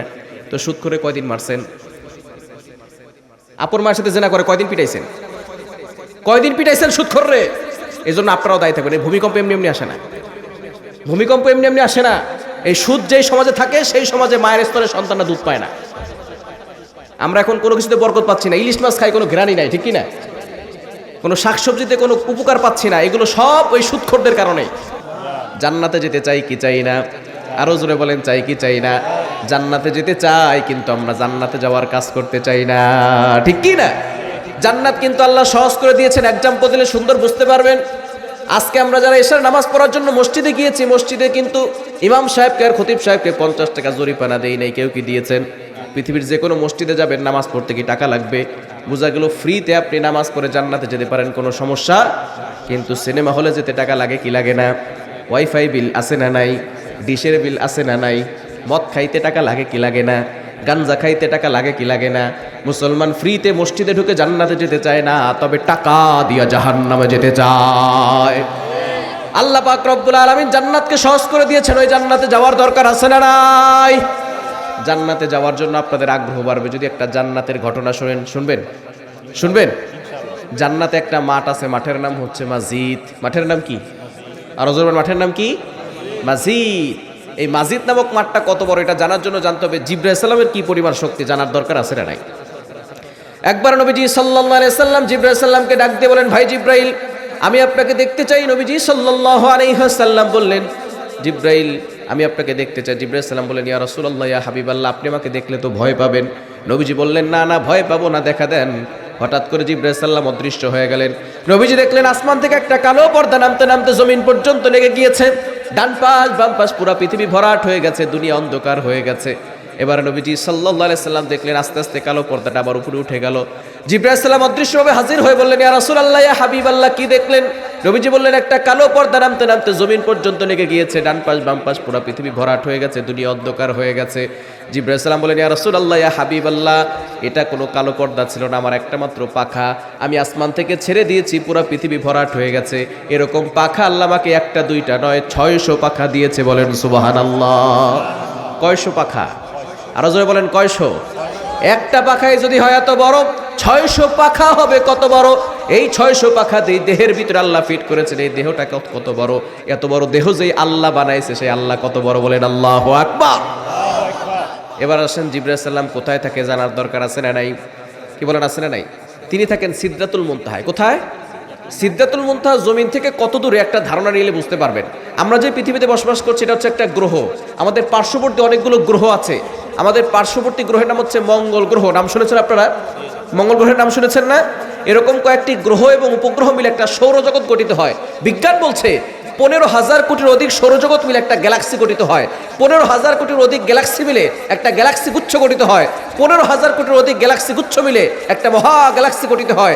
বিজ্ঞান সেই মহা গ্যালাক্সি পর্যন্ত চলে গেছে, আজ পর্যন্ত আসমানের কোনো কুল কিনারা খুঁজে পায় নাই, বলেন সুবহানাল্লাহ। আবার আমরা রাতে সূর্য দেখি একটা থালার মতো, বিজ্ঞান বলছে না না, এই সূর্যটা পৃথিবী থেকে 13 লক্ষ গুণ বড়, বলেন সুবহানাল্লাহ। রাতের বেলা ছোট্ট ছোট্ট তারকা দেখি, বিজ্ঞান বলছে না না, এই তারকাগুলো ছোট ছোট না, এক একটা তারকা সূর্যের থেকেও বড় আছে, বলেন আল্লাহু আকবার। ব্যাটেল জিউস নামে একটা তারকা আছে সূর্যের পাশেই, এই তারকাটা সূর্যের থেকে 1000 গুণ বড়, বলেন আল্লাহু আকবার। এই চন্দ্র সূর্য তারকা যাই বলেন সব কিছু আল্লাহ প্রথম আসমানের নিচে সাজিয়ে রেখেছে, বলেন সুবহানাল্লাহ। একটু জোরে সোরে বলেন না সুবহানাল্লাহ। দারিমেশের ভিতরে একটি হাদিস এসেছে, প্রথম আসমানটি দ্বিতীয় আসমানের কাছে কতটা ছোট। বিশাল বড় মরুভূমির মাঝখানে যদি ছোট্ট একটা আংটি ছেড়ে দেওয়া হয়, এই মরুভূমির মাঝখানে আংটি যতটা ছোট, দ্বিতীয় আসমানের কাছে প্রথম আসমানটা ছোট্ট একটা আংটির মতো। সুবহানাল্লাহ বলতে পারলেন না? একটু জোরে সোরে বলেন না সুবহানাল্লাহ। তৃতীয় আসমানের কাছে দ্বিতীয় আসমানটা ছোট্ট একটা আংটির মতো, চতুর্থ আসমানের কাছে তৃতীয় আসমানটা ছোট্ট একটা আংটির মতো, পঞ্চম আসমানের কাছে চতুর্থ আসমান ছোট্ট একটা আংটির মতো। এভাবে করে আল্লাহ তাআলা একটা দুইটা নয়, 29 নম্বর পারার 1 নম্বর পৃষ্ঠার 5 নম্বর লাইন সূরা মুলকের 3 নম্বর আয়াতের প্রথম অংশে আল্লাহ বলেন, আল্লাযী খালাকা সাবআ সামাওয়াতিন তিবাকা, আমি আল্লাহ বিশাল বড় বড় করে 7টি আসমান তৈরি করেছি, বলেন সুবহানাল্লাহ। এই 7 আসমানের পরে হচ্ছে সিদরাতুল মুনতাহা। সিদরাতুল মুনতাহা, সেখানে হচ্ছে জিবরাইল আলাইহিস সালাম থাকেন। এবার একটা ঘটনা শুনলে বুঝতে পারবেন জিবরাইল আলাইহিস সালামের কি পরিমাণ শক্তি। আছেন তো আপনারা? আমরা কোরবানির সময় আসলে পশু জবাই করি কি করি না? কি বলেন, করি কি করি না? আমাদের ইমাম সাহেবরা, খতিব সাহেবরা আমাদের পশুগুলো জবাই করে দেন। বলেন তো, পশু জবাই করার আগে আল্লাহু আকবার বলার দরকার আছে না নাই? আর ওজোর আছে না নাই? এবার ভালো করে বুঝে শুনে উত্তর দেন। আল্লাহু আকবার বলার কয় ঘন্টা পরে পশু জবাই করা হয়? কয় ঘন্টা পরে? সাথে সাথে। আল্লাহু আকবার বলার সাথে সাথে পশু জবাই করে, ঠিক কি না? ইব্রাহিম আলাইহিস সালাম তার সন্তান ইসমাঈল আলাইহিস সালামকে জবাই করার জন্য প্রস্তুত হয়েছেন, এই ঘটনা আমরা সকলেই জানি, ঠিক কি না? ইব্রাহিম আলাইহিস সালাম সন্তান জবাই করবে, আল্লাহু আকবার বলা শেষ। এখন বলেন জবাই করতে কয়দিন লাগবে? কয়দিন? ইব্রাহিম আলাইহিস সালামের আল্লাহু আকবার বলা শেষ। এমন সময় আল্লাহ পাক রব্বুল আলামিন জিবরাইল আলাইহিস সালামকে ডাক দিয়ে বলে, জিবরাইল, আমি কিন্তু আমার ইব্রাহিমকে পরীক্ষা করতে চাই, আমি আমার ইসমাইলকে জবাই করতে চাই না, তাড়াতাড়ি যাও, আগে জান্নাতে যাবা, জান্নাত থেকে দুম্বা নিয়ে 7 আসমান ভেদ করে ইব্রাহিমের সুরের নিচে দুম্বা রেখে দাও, বলেন আল্লাহু আকবার। জিবরাইল আলাইহিস সালাম বলেন, ইয়া রাসূলুল্লাহ, ইয়া হাবিবাল্লাহ, আমি কোথায় সিদরাতুল মুনতাহায় আর কোথায় ইব্রাহিম আলাইহিস সালামের অলরেডি আল্লাহু আকবার বলা শেষ। এমন সময় আল্লাহ আমাকে আদেশ করলেন, আদেশ পাওয়ার সাথে সাথে আমার শরীরের প্রত্যেকটা পশম দাঁড়িয়ে গেছে, শরীর থেকে ঘাম বের হওয়া শুরু হয়ে গেছে। তারপরও আল্লাহর আদেশ আমাকে পালন করতেই হবে। আমি আমার 600 পাখা দিয়ে এমন ভাবে টান দিলাম, প্রথমে জান্নাতে গেলাম, জান্নাত থেকে দুম্বা নিয়ে 7 আসমান ভেদ করে ইব্রাহিমের সুরের নিচে দুম্বা রেখে দিয়েছি। এখনো দেখি সুরি উপর থেকে নিচে নামতেছে, বলেন আল্লাহু আকবার। কি বুঝলেন? জিবরাইল সাল্লামের শক্তি কম না বেশি? আরো জোরে বলেন, কম না বেশি? দ্বিতীয় নাম্বার, ইউসুফ আলাইহিস সালামের ভাইরা ষড়যন্ত্র করে ইউসুফ আলাইহিস সালামকে কূপের মধ্যে ফেলে দিয়েছে, এই ঘটনা আমরা অনেকেই জানি, ঠিক কি না? তবে অনেকের একটা প্রশ্ন আছে, হুজুর, ইউসুফ আলাইহিস সালামের ভাইরা তারাও তো নবীর সন্তান, ইয়াকুব আলাইহিস সালামের সন্তান, ঠিক কি না? নবীর সন্তান হয়ে ভাই নবীকে কেন কূপের মধ্যে ফেলে দিল? প্রশ্ন আছে না নাই? আরো জোরে আছে না নাই? ইউসুফ আলাইহিস সালাম ছোট্টবেলা একটা স্বপ্ন দেখেছেন, সূরা ইউসুফে আছে। এই স্বপ্ন যখন বাবার কাছে বলেছেন, বাবা ইয়াকুব আলাইহিস সালাম বুঝতে পেরেছেন যে আমার বংশ থেকে পরবর্তী সময় ইউসুফ নবী হবে, বলেন সুবহানাল্লাহ। বাবা যখন বুঝতে পেরেছেন, তখন অন্যান্য সন্তানদের তুলনায় ইউসুফ আলাইহিস সালামকে বেশি ভালোবাসার দরকার আছে না নাই? এই জন্য বাবা ইয়াকুব আলাইহিস সালাম ইউসুফ আলাইহিস সালামকে একটু বেশি ভালোবাসেন। বাকি যে 11 জন সন্তান আছে, তারা এবার ষড়যন্ত্র করে চিন্তা করেছে, যদি ইউসুফকে হত্যা করা হয়, অথবা যদি ইউসুফকে দেশান্তর করে দেওয়া হয়, অথবা যদি ইউসুফকে কূপের মধ্যে ফেলে দেওয়া হয়, তাহলে মনে হয় বাবার অন্তর থেকে ইউসুফের প্রতি ভালোবাসা কমে যাবে। একটু বুঝে শুনে বলেন তো, ইউসুফ আলাইহিস সালাম হারিয়ে যাওয়ার পরে বাবা ইয়াকুব আলাইহিস সালামের অন্তর থেকে ইউসুফের প্রতি ভালোবাসা কমেছে নাকি বেড়েছে? কি বলেন, কমছে না বাড়ছে? কেমন বাড়া বেড়েছে? ইয়াকুব আলাইহিস সালাম ইউসুফ আলাইহিস সালাম হারিয়ে যাওয়ার পরে কাঁদতে কাঁদতে চক্ষু দুটো অন্ধ করেছেন, বলেন আল্লাহু আকবার। শুধু তাই নয়, আরো 11 জন সন্তান ছিল ইউসুফ আলাইহিস সালাম ছাড়া। কারো নাম ছিল শামুন, কারো নাম ছিল লাবি, কারো নাম ছিল ইয়াহুদা, কারো নাম ছিল বিনয়ামিন। ইয়াকুব আলাইহিস সালাম কোন সন্তানকে নাম ধরে ডাকতেন না, সকল সন্তানকে ইউসুফ ইউসুফ বলে ডাকতেন, বলেন আল্লাহু আকবার। 11 জন ভাই মিলে ষড়যন্ত্র করেছে, যদি ইউসুফকে হত্যা করা হয় অথবা ইউসুফকে কূপের মধ্যে ফেলে দেওয়া হয়, তাহলে মনে হয় বাবার অন্তর থেকে ইউসুফের প্রতি ভালোবাসা কমে যাবে। কমছে না বাড়ছে? ঠিক তদ্রুপ ভাবে পূর্বের কিছু মানুষ মনে করেছিল, যদি আলেমদেরকে বন্দী করে রাখা হয়, যদি আলেমদেরকে বাংলাদেশ থেকে বিদায় করে দেওয়া হয়, তাহলে মনে হয় বাংলার মানুষের অন্তর থেকে আলেমদের ভালোবাসা কমানো যাবে।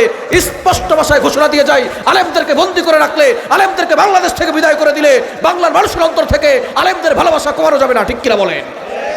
তারা মনে করেছিল আলেমদের ভালোবাসা কমে যাবে, কমছে না বাড়ছে? আরো জোরে কমেছে নাকি বেড়েছে? তারা ষড়যন্ত্র করেছিল, আলেমদের উপর অত্যাচার করেছিল, জুলুম করেছিল, নির্যাতন করেছিল। কোরআনের মাহফিলে কোরআনের কথা পর্যন্ত বলতে দেওয়া হয় নাই, ঠিক কিনা? কোরআনের কথা পর্যন্ত বলতে দেওয়া হয় নাই, হক কথা বলতে তারা বাধা দিয়েছিল। যারা বাধা দিয়েছিল, ষড়যন্ত্র করেছিল আলেমদের উপরে, সেই আলেমরা এখন কোরআনের হক কথা বলছে, তারাই শেষ পর্যন্ত পিছনের দরজা দিয়ে হেলিকপ্টার দিয়ে পালাতে বাধ্য হয়েছে। যুগে যুগে যারাই মানুষের উপর অত্যাচার করেছে, জুলুম করেছে, আল্লাহ তাদের অবস্থা ফিরআউন আর নমরুদের মতো করবেন, এবং ভবিষ্যতে যারা অপরাধ করবে, জুলুম করবে, নির্যাতন করবে, আল্লাহ পাক রব্বুল আলামিন তাদেরকেও কিন্তু ছাড় দিবে না, ঠিক কি না? আল্লাহ ধরে না, ধরলে কিন্তু ছাড়ে। এজন্য আমাদেরকে সতর্ক হওয়ার দরকার আছে না নাই? আরো জোর আছে না নাই? আমাদের কোরআনের পাখি আল্লামা সাইদি, তাকে 52টি বছর যিনি তাফসীর করেছেন, তাকে 13টি বছর বন্দী করে রেখেছে, ঠিক কি না? শুধু তাই নয়, শেষ পর্যন্ত ইনজেকশনের মাধ্যমে তাকে দুনিয়া থেকে বিদায় করেছে। ডক্টর ইউনূস সাহেবকে আমরা বলতে চাই, আপনি পানির জ্বরে ভেসে ভেসে ক্ষমতায় বসেন নাই, আমাদের রক্তের উপর দিয়ে ক্ষমতায় বসেছেন, ঠিক কি না? অবশ্যই যারা আল্লামা সাইদি কোরআনের পাখিকে ইনজেকশনের মাধ্যমে দুনিয়া থেকে বিদায় করেছে, তাদেরকেও ফাঁসির কাস্টে ঝুলিয়ে দিতে হবে, ঠিক কি না? এজন্য আল্লাহ পাক রব্বুল আলামিন কিন্তু সব কিছু দেখেন, সব কিছু শোনেন। আমরা নেক্সটে যারা ক্ষমতায় যাব, অবশ্যই সতর্ক থাকতে হবে এবং মনে রাখতে হবে সকল ক্ষমতার মালিক কে। আরো জোরে বলেন কে? ইউসুফ আলাইহিস সালামের ভাইয়েরা ষড়যন্ত্র করে ইউসুফ আলাইহিস সালামকে কূপের মধ্যে ফেলে দিবে। কেনানের সেই কূপের নিচে পানি ছিল কম, কিন্তু বড় বড় পাথর। বলেন তো, নবী হোক আর অলি হোক, নিচে পড়লে মাথা ফাটবে কি ফাটবে না? আরো জোরে বলেন, ফাটবে কি ফাটবে না? ইউসুফ আলাইহিস সালামের ভাইয়েরা ইউসুফ আলাইহিস সালামকে কূপের ভিতরে ফেলে দিয়েছে। বলেন তো, নিচে পড়তে কয়দিন সময় লাগবে? সাথে সাথে পড়ে যাবে, ঠিক কি না? যখন ফেলে দিয়েছে, এমন সময় আল্লাহ পাক রব্বুল আলামিন জিবরাইল সালামকে ডাক দিয়ে বলে, জিবরাইল, আমি কিন্তু আমার ইউসুফকে পরীক্ষা করতে চাই, আমার ইউসুফকে বিপদে ফেলতে চাই না, তাড়াতাড়ি যাও, আমার ইউসুফ নিচে পড়ার আগে তুমি তোমার নূরের পাখাগুলো বিছিয়ে দাও। বলেন সুবহানাল্লাহ। জিবরাইল সালাম বলেন, ইয়া রাসূলুল্লাহ, ইয়া হাবিবাল্লাহ, আমি কোথায় সিদরাতুল মুনতাহায়, আর কোথায় ইউসুফ আলাইহিস সালামের ভাইয়েরা অলরেডি ইউসুফ আলাইহিস সালামকে কূপের মধ্যে ফেলে দিয়েছে। এমন সময় আল্লাহ আমাকে আদেশ করলেন, আদেশ পাওয়ার সাথে সাথে আমার শরীরের প্রত্যেকটা পশম দাঁড়িয়ে গেছে, শরীর থেকে ঘাম বের হওয়া শুরু হয়ে গেছে। তারপরও আল্লাহর আদেশ আমাকে পালন করতেই হবে। আমি আমার 600 পাখা দিয়ে এমনভাবে টান দিলাম, 7 আসমান ভেদ করে কেনানের সেই কূপের কাছে গিয়ে আমি আমার নূরের পাখা বিছিয়ে দিয়েছি।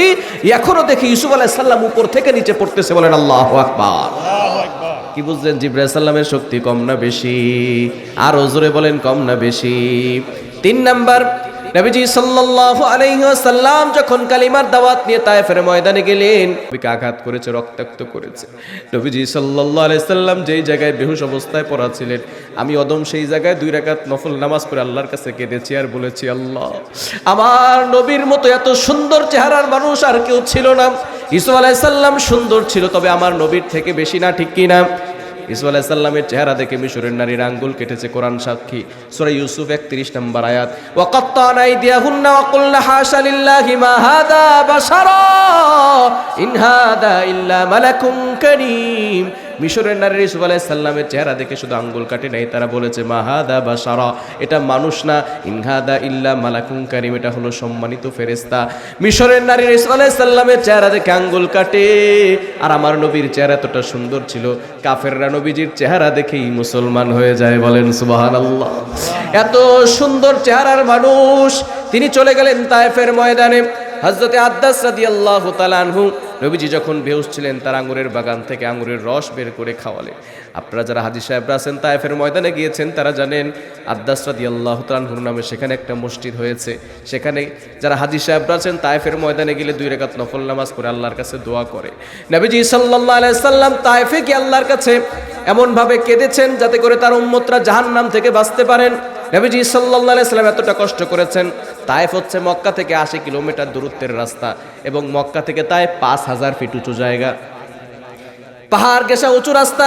অনেক বাঙালিরা সেখানে গেলে বমি করে দেয়, অনেকে সফর করতে পারে না। তখন তো কোনো প্রাইভেট কার ছিল না, হায়াত ছিল না। নবীজি সাল্লাল্লাহু আলাইহি সাল্লাম পায়ে হেঁটে হেঁটে তিনি তায়েফের ময়দানে গিয়েছেন কালিমার দাওয়াত দেওয়ার জন্য। শুধু তাই না, আমি আর অবাক হয়ে গেলাম। হেরা গুহায় যেখানে সর্বপ্রথম কোরআন নাজিল হয়েছে, সাধারণত সেই হেরা গুহায় বাঙালিরা উঠতে চায় না, অনেকে ভয় পায়। আমি যুবকও ভয় পেয়েছিলাম, কিন্তু চিন্তা করেছি যেখানে কোরআন নাজিল হয়েছে সেখানে উঠেই ছাড়বো। আমি যুবকের 2.25 ঘন্টা সময় লেগেছে হেরা গুহার চূড়ায় উঠতে। সেখানে উঠে দেখলাম নবীজি সাল্লাল্লাহু আলাইহি সাল্লাম ছোট্ট একটা জায়গায় বসে ধ্যান করতেন, কিভাবে সমাজকে পরিবর্তন করা যায়, কিভাবে মানুষকে জাহান্নাম থেকে বের করে জান্নাতে নেওয়া যায়। আর অবাক হলাম, আম্মাজান খাদিজা রাদিয়াল্লাহু তাআলা আনহা, তখন তো সিঁড়ি ছিল না, এখন তো সুন্দর সিঁড়ি করা হয়েছে। খাদিজা রাদিয়াল্লাহু তাআলা আনহা নবীজির জন্য খাবার নিয়ে সেই হেরা গুহার চূড়ায় উঠে যেতেন। বলেন আল্লাহু আকবার। নবীজি সাল্লাল্লাহু আলাইহি সাল্লাম এতটা কষ্ট করেছেন উম্মতের জন্য, সেই উম্মতরা তায়েফের ময়দানে নবীজি সাল্লাল্লাহু আলাইহি সাল্লামকে ক্ষতবিক্ষত করেছেন। যায়েদ রাদিয়াল্লাহু তাআলা আনহু ছিলেন নবীর সাথে। নবীজি সাল্লাল্লাহু আলাইহি সাল্লাম রক্তাক্ত হয়ে গেলেন, যেখান থেকে রক্ত বের হয় যায়েদ রাদিয়াল্লাহু তাআলা আনহু রক্তগুলো মুছে দিচ্ছিলেন। রক্ত মুছতে মুছতে কাপড় ভিজে গেছে, আর রক্ত শোষণ করে না। তারপর নবীজি সাল্লাল্লাহু আলাইহি সাল্লাম সেই রক্তে ভেজা কাপড় দিয়ে বারবার মুছতেছেন। এমন সময় যায়েদ রাদিয়াল্লাহু তাআলা আনহু চোখের পানি ছেড়ে দিয়ে বলেন, ওগো নবীজি, যেই কাপড় দিয়ে মুছলে আর রক্ত শোষণ করে না, যেই কাপড় দিয়ে মুছলে রক্ত চামড়ার ভিতরে প্রবেশও করে না, আপনি কেন বারবার সেই কাপড় দিয়ে রক্ত মুছতেছেন? নবীজি সাল্লাল্লাহু আলাইহি সাল্লাম ডাক দিয়ে বলে, ওরে যায়েদ, যদিও তায়েফের লোকের আমাকে চিনতে পারে নাই, কিন্তু আমার শরীরের এক ফোঁটা রক্ত যদি তায়েফের জমিনে পড়ে যায়, তায়েফের জমিন আমার রক্ত চিনতে 1 সেকেন্ডও দেরি করবে না, সাথে সাথে জমিনে ভূমিকম্প শুরু হয়ে যাবে। এমন সময় নবীজি সাল্লাল্লাহু আলাইহি সাল্লামের পা মোবারক রক্তে রঞ্জিত হয়ে চামড়ার মোজা ভেদ করে 1 ফোঁটা রক্ত জমিনে পড়ে যাবে। বলেন তো জমিনে পড়তে কয়দিন সময় লাগবে? সাথে সাথে পড়ে যাবে, ঠিক কি না? এমন সময় আল্লাহ পাক রব্বুল আলামিন জিবরাইল সাল্লামকে ডাক দিয়ে বলে, ও জিবরাইল, ওমা কান আল্লাহু লিউআযিবাহুম ওয়া আনতা ফীহিম, আমার নবী যেখানে থাকবে সেখানে আমি আযাব দিব না। ওমা আরসালনাকা ইল্লা রাহমাতাল লিল আলামিন, আমার নবী হচ্ছেন রহমতের নবী, আমি তাকে রহমত হিসেবে দুনিয়াতে প্রেরণ করেছি। তাড়াতাড়ি যাও রে জিবরাইল, আমার নবীর 1 ফোঁটা রক্ত যদি জমিনে পড়ে যায়, আমি আল্লাহর অর্ডার দিতে হবে না, সাথে সাথে জমিনে ভূমিকম্প শুরু হয়ে যাবে। আমার নবীর রক্তের ফোঁটা জমিনে পড়ার আগে তুমি তোমার নূরের পাখাগুলো বিছিয়ে দাও। বলেন আল্লাহু আকবার। জিবরাইল সাল্লাম বলেন, ইয়া রাসূলুল্লাহ, ইয়া হাবিবাল্লাহ, আমি কোথায় সিদরাতুল মুনতাহায়, আর কোথায় আপনার রক্তের ফোঁটা জমিনে পড়ে যাবে? এমন সময় আল্লাহ আমাকে ডাক দিয়ে আদেশ করলেন, আমার সাথে সাথে শরীরের পশমগুলো দাঁড়িয়ে গেছে। এই আদেশ আমি পালন করতে পারবো কি পারবো না, তারপরও আল্লাহর আদেশ আমাকে পালন করতেই হবে। আমি আমার 600 পাখা দিয়ে এমনভাবে টান দিলাম, 7 আসমান ভেদ করে তায়েফের জমিনে গিয়ে আমি আমার নূরের পাখা বিছিয়ে দিয়েছি। এখনো দেখি রক্তের ফোঁটা উপর থেকে নিচে পড়তেছে। বলেন আল্লাহু আকবার। কি বুঝলেন? জিবরাইল সাল্লামের শক্তি কম না বেশি? আরো জোরে বলেন, কম না বেশি? সেই জিবরাইল সাল্লাম বলেন, জান্নাতে একটা মাঠ আছে, মাঠের নাম কি মনে আছে? মাঠের নাম মনে আছে? মাঠের নাম কি? ভুলে গেছে। মাঠের নাম কি? মসজিদ। 26 নম্বর পারা 19 নম্বর পৃষ্ঠার 1 নম্বর লাইন সূরা কফের 35 35 নম্বর আয়াত আল্লাহ বলে দিয়েছেন, লাহুম মা ইয়াশাউনা ফিহা ওয়া লাদাইনা মাজিদ। জান্নাতে একটা মাঠ আছে, মাঠের নাম কি? জিবরাইল সাল্লাম বলেন, ইয়া রাসূলুল্লাহ, ইয়া হাবিবাল্লাহ, ওই মসজিদ নামক মাঠটা দেখার জন্য আমি আল্লাহর কাছে পারমিশন চাইলাম। আল্লাহ আমাকে পারমিশন দিয়ে দিলেন। আমি জিবরাইলের খাওয়া দাওয়া নাই, আমি জিবরাইলের পেশাব পায়খানা নাই, আমি জিবরাইলের বিশ্রাম নেওয়ার কোনো প্রয়োজন হয় না, আমি জিবরাইলের ঘুমের কোনো প্রয়োজন হয় না। আমি জিবরাইল ওই মসজিদ নামক মাঠে আমার 600 পাখা দিয়ে টানা 1 ঘন্টা নয়, 1 দিন নয়, 1 সপ্তাহ নয়, 1 মাস নয়, 1 বছর নয়, 70,000 বছর ধরে উঠতে লাগলাম, কিন্তু জান্নাতে মসজিদ নামক মাঠের কোনো কুল কিনারা খুঁজে পাই নাই। কি বুঝলেন? মসজিদ নামক মাঠটা ছোট না বড়? আরো জোরে বলেন, ছোট না বড়? মসজিদ নামক মাঠটাই যদি এত বড় হয়, জান্নাত কত বড়? ওই জান্নাতে যাওয়ার দরকার আছে না নাই? আরো জোরে আছে না নাই? জান্নাতে যেতে হলে কোরআনের ছায়াতলে আসার দরকার আছে না নাই? আল্লাহ পাক রব্বুল আলামিন কোরআনের ভিতরে সফলতা দিয়েছেন। সফল হবে তারা কোরআনকে আঁকড়ে ধরবে যারা, এজন্য কোরআনকে আঁকড়ে ধরার দরকার আছে না নাই?